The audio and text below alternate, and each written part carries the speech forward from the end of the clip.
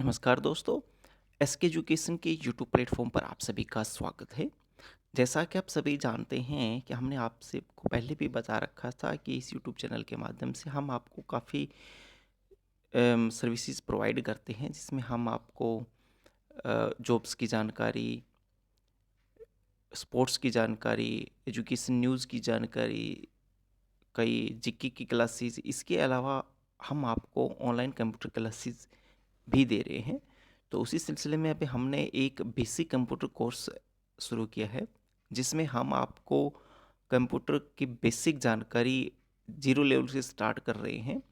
तो अगर आपको कंप्यूटर की बिल्कुल भी जानकारी नहीं है, तो आप ये हमारे सारे वीडियोज़ ज़रूर देखें, जो कि आपको क्लासेस टाइम टू टाइम मिलती रहेंगी। उन क्लासेस को देख कर के आप अच्छे से कंप्यूटर के बारे में जानकारी ले पाएँगे।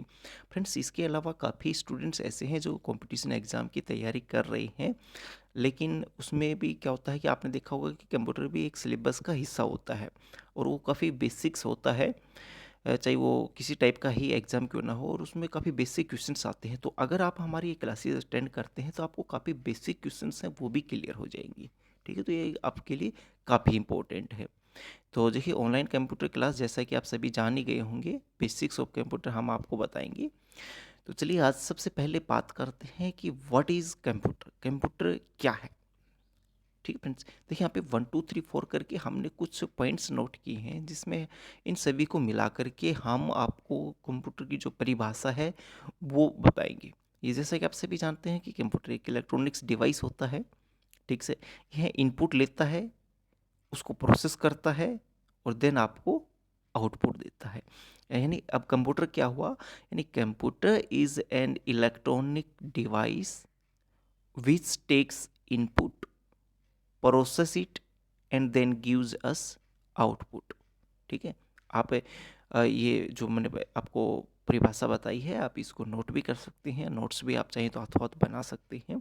वैसे आप ये वीडियो ही अपने आप में एक नोट्स टाइप का काम आपके लिए करेगा। अब बात करते हैं कि कंप्यूटर की डिवाइसेस कौन सी होती हैं। देखिए फ्रेंड्स, मोस्टली आपने सुना होगा कि कंप्यूटर की दो ही डिवाइसेस होती हैं, इनपुट और आउटपुट डिवाइसेस। लेकिन हम आपको यहाँ पे तकरीबन तकरीबन 6 टाइप की डिवाइसेस बता रहे हैं। ठीक है, तो मोस्टली तो 4 आपको सुनने में भी होंगी और 2 आपने वैसे भी सुनी होंगी कि कंप्यूटर की टाइप्स होते हैं इस तरह से। लेकिन उसमें सभी को मिला करके हम आपको डिवाइसेस में ही उनको हमने इंक्लूड किया है, जैसे कि input devices, output devices, storage devices और प्रोसेसिंग डिवाइसेस। अब बात करते हैं हार्डवेयर डिवाइसेस। ठीक है, ये भी चल जाएगा, क्योंकि हार्डवेयर और इनपुट तकरीबन तकरीबन सेम ही होते हैं। सॉफ्टवेयर डिवाइसेस, ये कोई डिवाइसेस नहीं होता है। ठीक है, ये सॉफ्टवेयर एप्लीकेशंस होती हैं जो कि प्रोसेसिंग के टाइप से ही इंक्लूड होती हैं। ये जो आपकी 4 नंबर है, 4 नंबर 6 तकरीबन तकरीबन सेम होती है। लेकिन कई बार आपके क्वेश्चंस में इस तरह के पूछे जाते हैं ऑप्शंस, तो इसलिए आप कंफ्यूज ना हो, इसलिए हमने यहाँ पे 6 के 6 नाम एक बार आपके लिए लिख दिए हैं। ठीक है, आगे बात करते हैं कि इनपुट डिवाइसेस कौन कौन सी होती हैं। देखिए, जो आपका कीबोर्ड होता है, माउस होता है, आपका माइक्रोफोन होता है, आपकी टच स्क्रीन होती है, लाइट पेन होती हैं, वेब कैमरा होते हैं, वो एक इनपुट डिवाइसेस का काम करते हैं। यानी इनपुट का मतलब क्या हुआ, जिसको आप यूज़ करते हुए कंप्यूटर को इंस्ट्रक्शंस देते हैं कि अब आपको ये काम करना है। जैसे कीबोर्ड में आपने इंटर दबाया, तो इंटर का जो भी फंक्शंस होता है, जो भी कार्य होता है, वो कंप्यूटर को इंस्ट्रक्शन देता है कि अब आपको ये करना है भाई।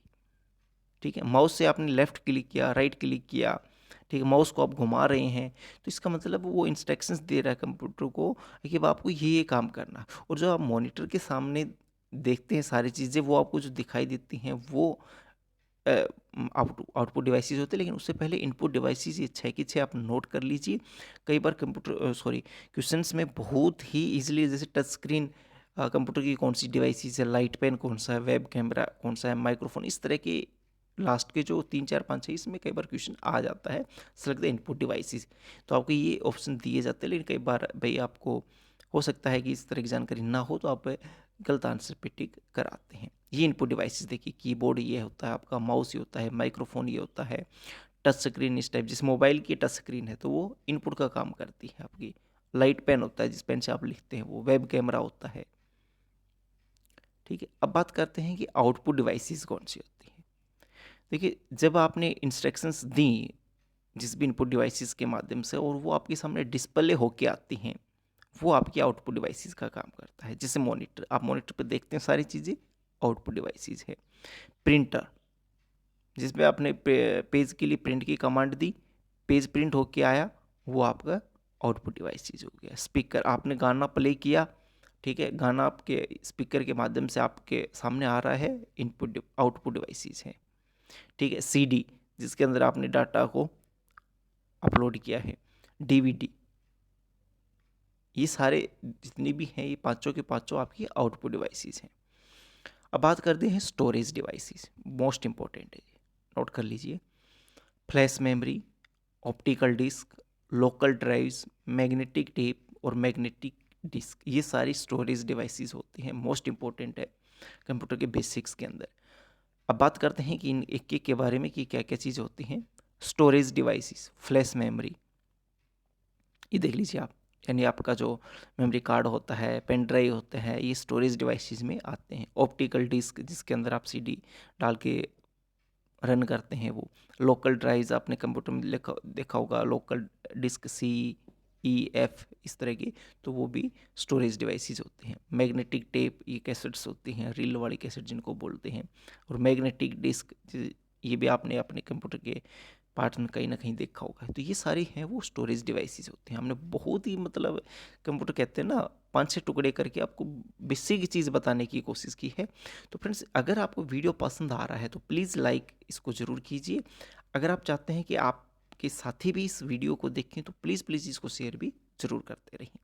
और जहाँ पे भी आपको डाउट आ रहा है तो आप बार बार इस वीडियो को देखते रहें, ताकि आपके सारे जो कंसेप्ट हैं वो क्लियर हो जाएं, और जब भी आप एग्ज़ाम देने जाएं तो इस वीडियो को एक बार ज़रूर देखें।